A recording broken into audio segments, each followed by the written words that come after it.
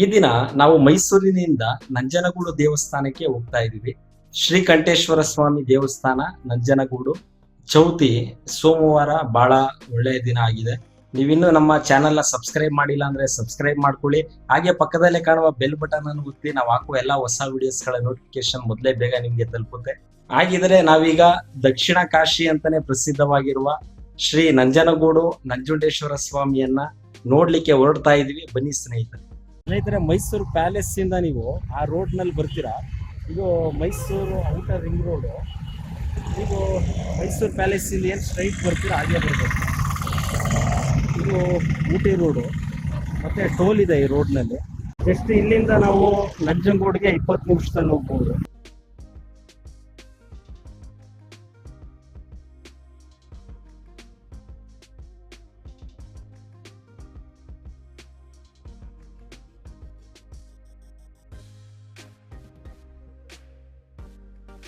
ಕಪಿಲಾ ನದಿ ನೀರು ಸ್ವಲ್ಪ ಕಮ್ಮಿ ಇದೆ. ಈಗ ನೀರು ಜಾಸ್ತಿ ಇದ್ದಾಗ ಸ್ವಲ್ಪ ಮೇಲ್ಮಟ್ಟವರೆಗೂ ಬರುತ್ತೆ.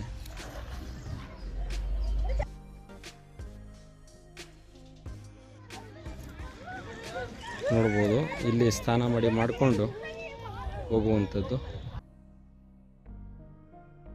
ಸ್ನೇಹಿತರೆ, ನಾವು ಈಗ ತಾನೇ ತೀರ್ಥ ಸ್ಪರ್ಶ ಮಾಡಿ ಈಗ ದೇವಸ್ಥಾನದ ಕಡೆ ಹೊರಡ್ತಾ ಇದ್ದೀವಿ. ನೋಡ್ಬೋದು, ಈಗ ಮತ್ತೆ ನಾವು ಮೇನ್ ರೋಡ್ಗೆ ಹೋಗ್ಬೇಕಂತಿಲ್ಲ. ನಾವು ಇಲ್ಲಿ ಅಂಡರ್ ಪಾಸ್ ಮಾಡಿದ್ದಾರೆ. ದೇವಸ್ಥಾನದ ಆವರಣದಲ್ಲಿ ಈ ದೊಡ್ಡದಾದ ಶಿವಮೂರ್ತಿಯನ್ನು ನೋಡ್ಬೋದು. ಇದು ಅಟ್ರಾಕ್ಷನ್ ಆಗಿದೆ, ತುಂಬ ಚೆನ್ನಾಗಿದೆ.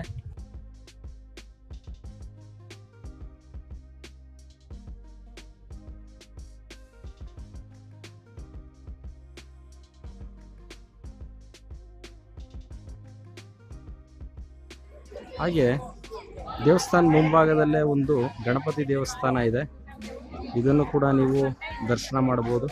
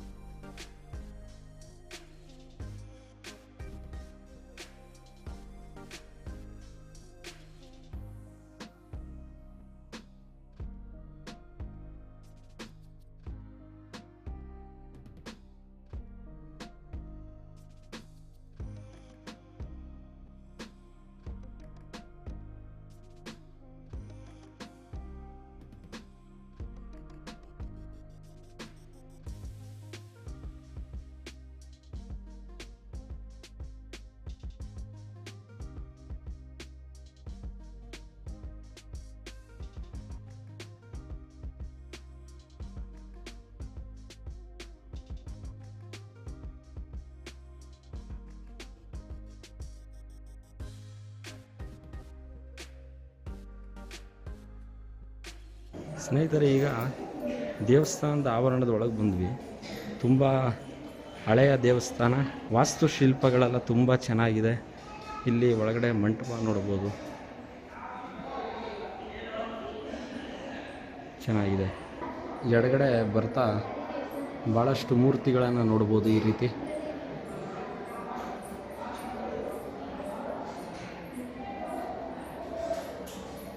ರಶ್ ಇರುತ್ತೆ, ಈಗ ರಶ್ ಇಲ್ಲ. ಇದು ಮುಖ್ಯ ದ್ವಾರ. ಗರ್ಭಗುಡಿಯಲ್ಲಿ ನಾವು ವಿಡಿಯೋ ಮಾಡಲಿಕ್ಕಾಗಲ್ಲ, ಈಗ ಒಳಗೆ ಹೋಗ್ತಾ ಇದ್ದೀವಿ.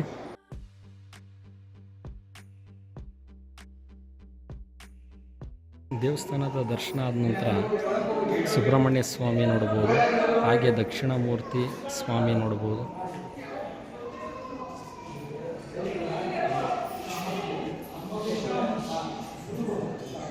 ಹಾಗೆ ಇಲ್ಲಿ ಉತ್ಸವ ಮೂರ್ತಿ ನೋಡ್ಬೋದು. ಹಾಗೆ ಇಲ್ಲಿ ಎಡಗಡೆ ಗಣಪತಿ ದೇವಸ್ಥಾನ ಇದೆ. ನೋಡಿಕೊಂಡು ಹಾಗೆ ನೀವು ಮುಂದೆ ಬಂದರೆ ಶಾರದಾದೇವಿ ದೇವಸ್ಥಾನ ಇರುವಂಥದ್ದು. ಹಾಗೆ ಬಲಗಡೆ ತಿರುಗಿದಾಗ ಅಮ್ಮನವರ ದೇವಸ್ಥಾನ ಇದೆ.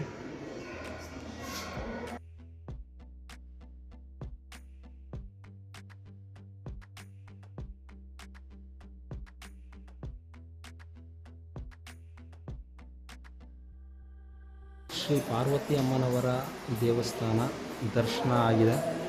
ಹಾಗೆ ನೀವು ಬಲಗಡೆನೇ ನೋಡಬಹುದು.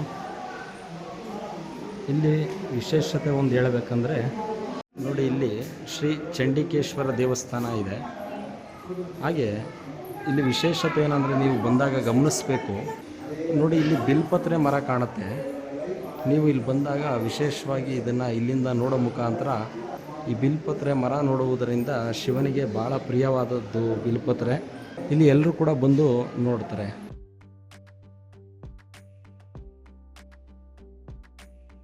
ಶ್ರೀಕಂಠೇಶ್ವರ ಸ್ವಾಮಿಯ ಅಭಿಷೇಕದ ನೀರು ಇಲ್ಲಿ ಬರುವುದನ್ನು ನಾವಿಲ್ಲಿ ಪ್ರಸಾದದಂತೆ ತಲೆಗೆ ಪ್ರೋಕ್ಷಣೆ ಮಾಡ್ಕೊಬೋದು.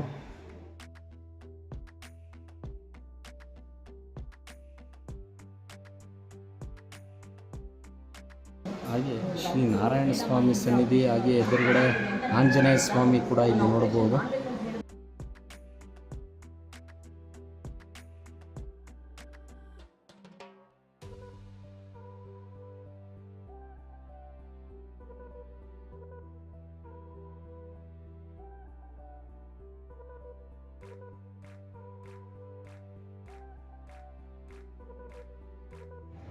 ಇಲ್ಲೇ ಬಲಗಡೆ ನಂದಿ ಇರುವಂಥದ್ದು. ಈ ದೊಡ್ಡ ನಂದಿಯನ್ನು ನೋಡುವುದು ಒಂದು ಆಕರ್ಷಕವಾಗಿದೆ.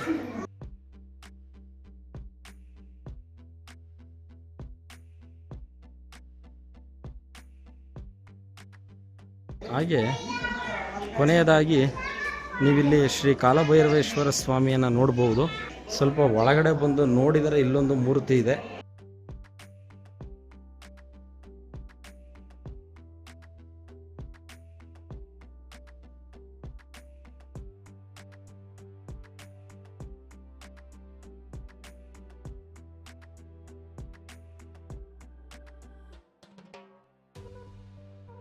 ಸ್ನೇಹಿತರೆ, ದೇವಸ್ಥಾನದ ದರ್ಶನ ಆದ ನಂತರ ಪರಶುರಾಮ ದೇವರನ್ನು ನೋಡಬೇಕಂತೆ. ನೀವು ಆಚೆ ಬಂದ ನಂತರ ನೀವಿಲ್ಲಿ ಮೊದಲನೇ ಕಂಬದಲ್ಲೇ ನೋಡ್ಬೋದು, ಇಲ್ಲಿ ಪರಶುರಾಮ ದೇವರಿದೆ. ಹಾಗೆ ಪರ್ಟಿಕ್ಯುಲರ್ ಆಗಿ ಪರಶುರಾಮ ದೇವರು ಸಪ್ರೇಟ್ ಆಗಿದೆ ಇಲ್ಲಿಂದ. ಆ ಸನ್ನಿಧಾನಕ್ಕೆ ಈಗ ಕರ್ಕೊಂಡೋಗಿ ತೋರಿಸ್ತೀನಿ. ಅಲ್ಲಿ ಲೊಕೇಶನ್ ಕೂಡ ಈ ವಿಡಿಯೋ ಡಿಸ್ಕ್ರಿಪ್ಷನಲ್ಲಿ ಹಾಕಿರ್ತೀನಿ, ನೋಡ್ಬೋದು. ಸ್ನೇಹಿತರೆ, ಇಲ್ಲಿ ನೋಡ್ಬೋದು ಶ್ರೀ ನಂಜುಂಡೇಶ್ವರ ತೇರು ಶಿವರಾತ್ರಿ ಆದ 15 ದಿನಕ್ಕೆ ಜಾತ್ರೆ ಏನಿರುತ್ತೆ, ರಥೋತ್ಸವ ಇರುತ್ತೆ. ಹೊಸದಾಗಿ ಮದುವೆ ಆದಂಥ ಜೋಡಿಗಳು ಇಲ್ಲಿ ರಥೋತ್ಸವದ ಸಮಯದಲ್ಲಿ ಶಿವರಾತ್ರಿ ಆದ 15 ದಿನಕ್ಕೆ ರಥೋತ್ಸವ ನಡೆಯುತ್ತೆ. ಇನ್ನೂ ಎತ್ತರವಾಗಿ ಕಟ್ತಾರೆ. ರಥ ಭಾಳ ಆಕರ್ಷಕವಾಗಿರುತ್ತೆ ನೋಡಲಿಕ್ಕೆ. ಸಾವಿರಾರು ಜನ ರಥ ಎಳೀತಾರೆ. ಅಲ್ಲಿ ಹಣ್ಣು ಜವನ ಎಸೆಯುವಂಥದ್ದು ಭಾಳ ವಿಶೇಷವಾಗಿ ಚೆನ್ನಾಗಿರುತ್ತೆ.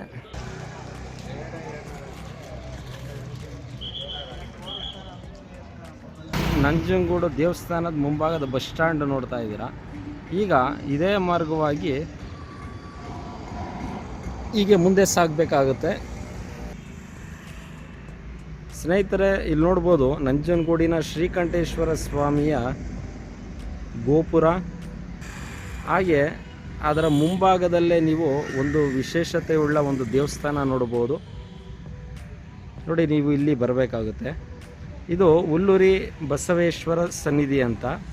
ಇಲ್ಲಿ ಏನಪ್ಪ ಅಂದರೆ, ಇಲ್ಲಿಗೆ ಬಂದು ಯಾರಿಗೆ ಹುಲ್ಲೂರಿ ಆಗಿರ್ತಿದೆ ಅವರು ಹುರುಳಿಕಾಳನ್ನು ಒಂದು ಚಿಕ್ಕ ಚೀಲದಲ್ಲಿ ಒಂದು ಅದನ್ನು ತಗೊಬಂದು ಸ್ವಾಮಿಗೆ ಅರ್ಪಣೆಯನ್ನು ಮಾಡ್ತಾರೆ. ಈ ರೀತಿಯಲ್ಲೇ ಅರ್ಕೆ ಹೊತ್ಕೊಂಡು ಹೋದರೆ ಈ ರೀತಿ ಮಾಡೋದ್ರಿಂದ ಹುಲ್ಲೂರಿ ಏನಾಗಿರುತ್ತೆ ದೇಹದಲ್ಲಿ, ಕುತ್ತಿಗೆ, ಮುಖದಲ್ಲಿ ಆ ಸ್ಕಿನ್ ಟ್ಯಾಗ್ ಅಂತ ಹೇಳ್ತೀವಿ, ಅದು ನಿವಾರಣೆ ಆಗುತ್ತೆ, ಹೋಗುತ್ತೆ ಅನ್ನುವ ನಂಬಿಕೆ ಇರುವಂಥದ್ದು. ನೋಡಿ, ಇಲ್ಲಿ ದೇವಸ್ಥಾನದ ಒಳಗಡೆ ನೋಡ್ಬೋದು ಈ ರೀತಿ ಬಸವ ಇದೆ ಮತ್ತು ಈ ರೀತಿ ಉರುಳಿ ಮೂಟೆಗಳನ್ನ ಮಾಡಿ ಹಾಕಿರುವಂಥದ್ದು ಬಸವಪ್ಪಂಗೆ. ಭಾಳ ಜನ ನಂಜನಗೂಡು ದೇವಸ್ಥಾನದಲ್ಲೇ ನೀವು ನೋಡ್ಬೋದು, ಅಲ್ಲೂ ಕೂಡ ಬಸವಪ್ಪ ಏನು ತೋರಿಸಿದ್ವಿ, ಅಲ್ಲೂ ಕೂಡ ಇದೇ ರೀತಿ ಉರುಳಿ ಮೂಟೆಗಳನ್ನ ಮಾಡಿಕೊಟ್ಟಿದ್ರು, ಅಲ್ಲೂ ಕೂಡ ಗಮನಿಸ್ಬೋದು. ಹಾಗೆ ಆ ಹುಲ್ಲೂರಿ ಬಸವ ದೇವಸ್ಥಾನದಿಂದ ಒಂದು 100 ಮೀಟರ್ಸ್ ನೀವು ಹೈವೇನಲ್ಲೇ ಲೆಫ್ಟ್ ಸೈಡ್ ಇಲ್ಲಿ ನೋಡ್ಬೋದು ಪರಶುರಾಮ ದೇವಸ್ಥಾನ ನಾವು ಇಲ್ಲಿ ನೋಡ್ತೀವಿ. ವಿಶೇಷವಾಗಿ ನಂಜನಗೂಡಿಗೆ ಬಂದವರು ಇಲ್ಲಿ ದರ್ಶನ ಮಾಡಿ ಹೋಗ್ಬೇಕು ಅಂತ ಹೇಳ್ತಾರೆ. ನಿಮಗೆ ನಾನು ಅಲ್ಲೇ ಕಂಬದಲ್ಲಿ ತೋರಿಸ್ದೆ ಪರಶುರಾಮ ಮೂರ್ತಿನ. ನಾವು ಇಲ್ಲಿ ವಿಶೇಷವಾಗಿ ದೇವಸ್ಥಾನಕ್ಕೆ ಬಂದಿರುವಂಥದ್ದು. ನೀವು ಕೂಡ ಸಾಧ್ಯವಾದರೆ ಇದು ಕಂಪ್ಲೀಟ್ ಮಾಡ್ಕೊಂಡು ಹೋಗಿ. ಏನಕ್ಕೆ ಇದು ಹಾಕೋದು? ಉಪ್ಪು ಬೆಲ್ಲ ಕಷ್ಟ ಪರಿಹಾರ ಆಗಲಿಲ್ಲ.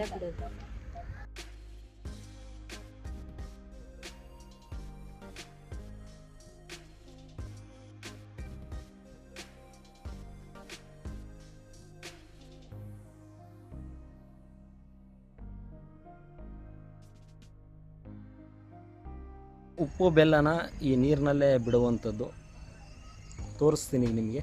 ಬನ್ನಿ ದೇವಸ್ಥಾನದ ದರ್ಶನ ಮಾಡ್ಕೊಂಬರೋಣ.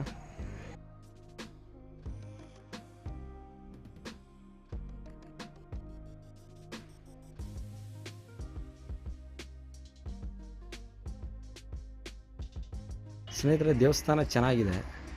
ಮೂರ್ತಿ ಫೋಟೋ ತೆಗಿಯೋ ಆಗಿಲ್ಲ, ನಾ ಗರ್ಭಗುಡಿ ಅದಕ್ಕೋಸ್ಕರ ತೋರಿಸಿಲ್ಲ. ಒಂದು ಪ್ರದಕ್ಷಿಣೆಯನ್ನು ಹಾಕಿ ನಾವು ಆಚೆ ಕಡೆ ತೊಗೊಂಡಿರುವಂಥ ಬೆಲ್ಲ ಉಪ್ಪನ್ನ ಇಲ್ಲೇ ಪಕ್ಕದಲ್ಲೇ ನಾನು ತೋರಿಸಿದ್ನಲ್ಲ, ನೀರು ಹರಿತಿತ್ತಲ್ಲ, ಅಲ್ಲಿ ಬಿಡುವಂಥದ್ದು. ಅದರಿಂದ ನಮ್ಮ ಕಷ್ಟ ದುಃಖ ಎಲ್ಲ ಪರಿಹಾರ ಆಗುತ್ತೆ ಅನ್ನುವಂಥದ್ದು. ಬೆಲ್ಲ ಮತ್ತು ಉಪ್ಪನ್ನು ನದಿಯಲ್ಲಿ ಮಾತ್ರ ಹಾಕಿ ಅಂತ ಹಾಕಿದ್ದಾರೆ ನೋಡಿ. ಇಲ್ಲಿ ಸ್ವಾಮಿಯ ಶ್ರೀಪಾದ ಇದೆ, ನೋಡ್ಬೋದು.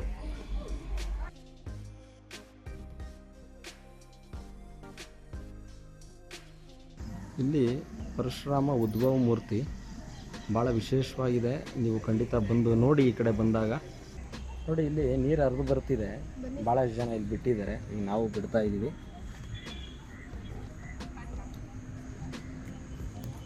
ನೋಡಿ, ಈ ರೀತಿ